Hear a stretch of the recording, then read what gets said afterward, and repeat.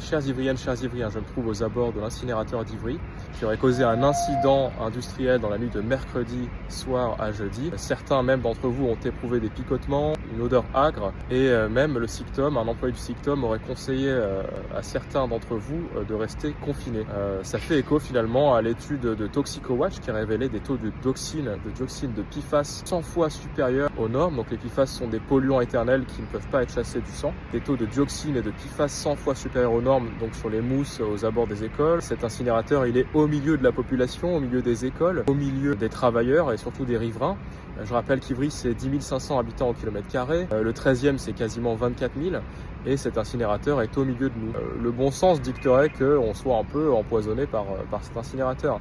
Et on sait la tendance des autorités françaises à cacher les scandales sanitaires, notamment celui du sang contaminé ou autre. En tout cas, ce qui est sûr, c'est que cet incinérateur, il a été reconstruit en 2017 par la volonté du maire actuel d'Ivry, Philippe Boussy. Et contre la volonté populaire, contre la volonté des membres du conseil municipal de l'époque, qui était composé des LR et des écolos.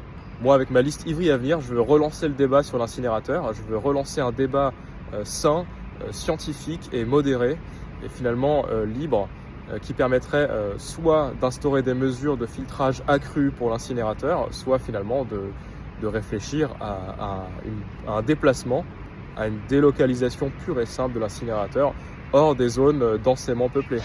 Alors ne tardez pas, écrivez-moi vite à ivryavenir2026@gmail.com pour pouvoir prendre des mesures urgentes contre cet incinérateur, sa pollution, relancer le débat sur sa délocalisation et à minima instaurer des mesures de filtrage accrues pour protéger notre santé et celle de vos enfants.